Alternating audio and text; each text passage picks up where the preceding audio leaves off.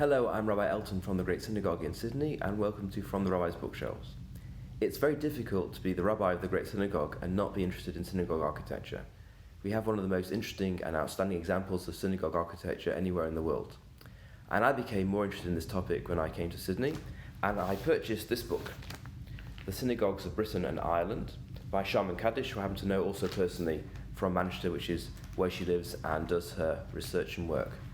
She traces synagogue architecture in Great Britain all the way through from the 17th century, when the Jews returned to England after the expulsion of 1290, and looks at all of the great synagogues which were built since that time.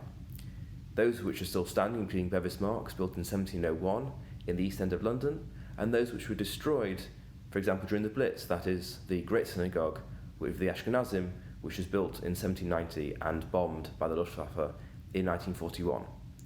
She covers all the different styles, from Neo-Egyptian to Neo-Gothic and Neo-Romanesque to modernist, and she's very important in giving all the different architectural influences which came together to form synagogues over the past 3 centuries.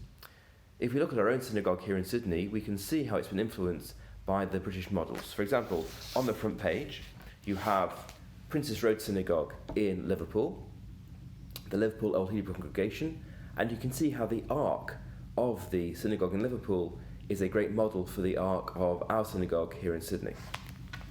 And in fact, if you go to the archives of Thomas Rowe in the State Library in New South Wales, you will find a picture of Princes Road Synagogue.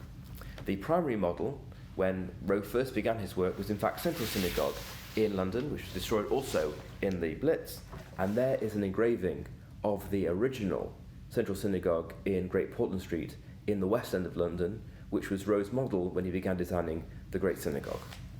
A synagogue which is of great importance to me, because it's where I used to daven, where I used to attend for most of my teenage years, and which Sharman Kadish, the author, also attended, is the Crumpsall Synagogue in North Manchester. Very interesting, for example, because it's the first time that the Ladies' Gallery was fully cantilevered. That is to say, there are no pillars which support the Ladies' Gallery, so every man, wherever he sits, doesn't have a pillar in front of him. He has a perfect sight line to all parts of the synagogue. This volume is full of wonderful illustrations and excellent analysis, and is very enjoyable both as a coffee table book and as a very serious work of historical analysis. Thanks for joining.